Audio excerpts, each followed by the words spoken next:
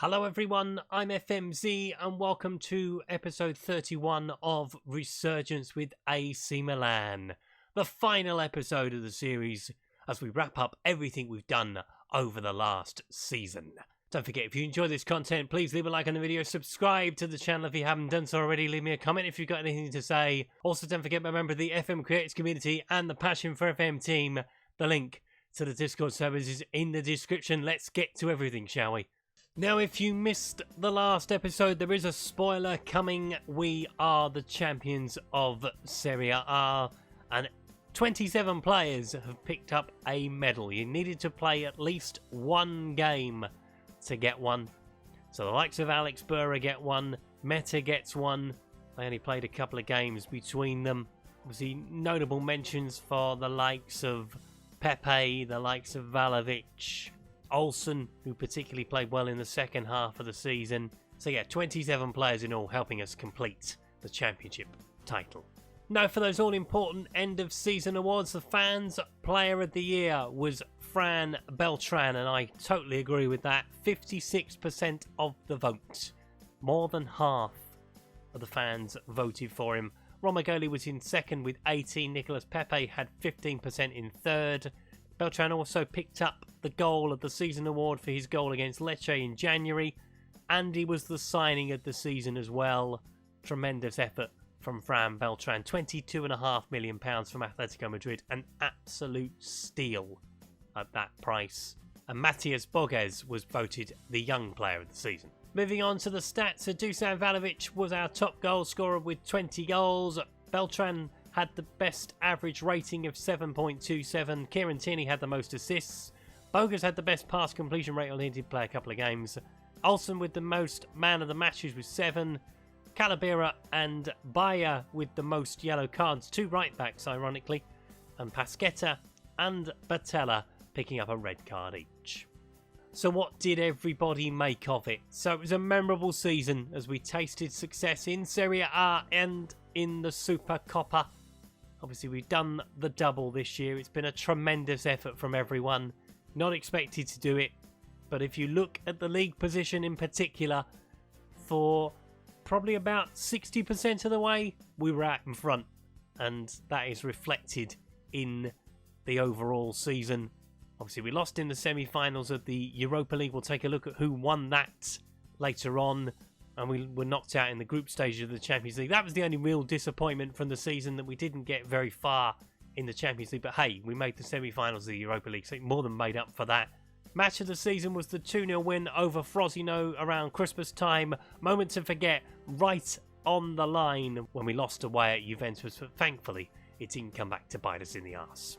We had a number of players in the team of the year. Romagoli, Tierney and Beltran making up our representation from quite a wide variety of teams this year. Napoli are in there, Juventus and obviously Inter. Parma's goalkeeper as well makes a surprise inclusion, and that is the team of the season. Now moving on to the Europa League and the Champions League, starting with the Europa, as it was a final to remember for Giottino, one of our former players at Atalanta. 4 goals in the final as they beat Lazio by 4 goals to 1. You love to see that. Not so good news in the Champions League though. Inter have picked up a trophy, and they've picked up the biggest one of them all. They beat Barcelona in the final by 2 goals to 0. Now moving on to our former clubs, and we start with Atalanta, where you'll notice there is a job position open. Roberto Mancini hasn't lasted the season. He is gone. They finished 9th in Serie A, did Atalanta. So not a great finish for them. Didn't reach the heights that we took them to take them into Europe a couple of seasons ago. So Atalanta are looking for yet another manager. And he will be the 3rd manager since I resigned just over 2 years ago, and that says it all really. And it didn't end great for Sheffield Wednesday either. They finished 23rd in the Championship and been relegated to League One. 3 years after making it into the Premier League, they will be playing in the 3rd tier of English football next season. And they've had a bit of a disaster in terms of managers as well. Obviously, since I left in 2022, Patrick Vieira took the job on while they were in the Premier League, and they didn't survive in the Premier League, sadly. Alex Dyer didn't last the year. Ian Holloway didn't even last 4 months. So Ryan Giggs was brought in to try and steady the ship and take them to safety. And sadly, he was unable to do so, as they were relegated, as I mentioned, to League One. So let's end on a positive note, shall we? And let's look at my time throughout this series. So 3 clubs we managed. 1,091 days was our longest time with a club, and that was with Sheffield Wednesday. 3 very good years with Wednesday, tough ones, but in the end, obviously, promotion to the Premier League was achieved.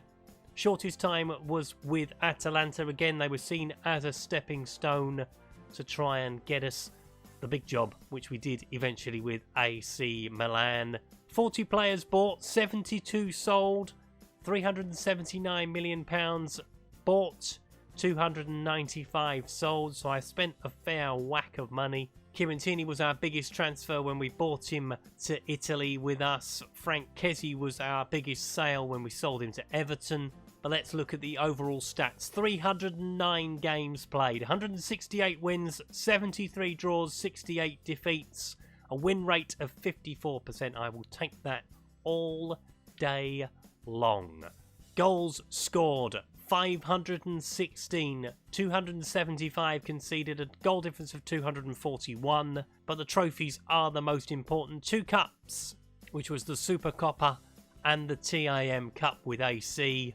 2 leagues, 1 Serie A title, 1 Championship title, and obviously that promotion with Sheffield Wednesday, which seems an awful long time ago.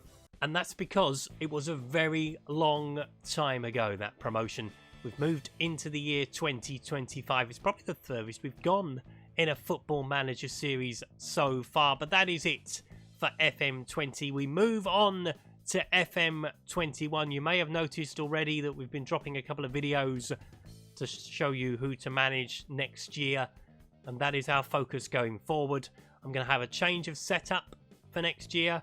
Going to move the desk around, so we'll have a different viewpoint for next season, and hopefully you will be there with me. If you've enjoyed this content, please leave me a comment, leave me a like, let me know you've enjoyed the series. I really enjoyed it. Obviously the time with Sheffield Wednesday was amazing, getting them promoted after so long being in the doldrums in League One and the Championship.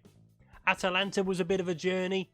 It was a step into the unknown coming to Italy, and obviously securing the title on the final day of the season with AC Milan. It was the perfect way to end it, and I'm really delighted that I managed to get the Serie A title away from Inter in particular.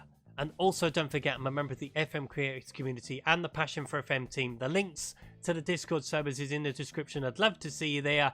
Let's chat some Football Manager, shall we, before FM21 lands. That was episode 31 of Resurgence with AC Milan, the final one. I will see you for FM21. Until next time, thanks for watching. Goodbye.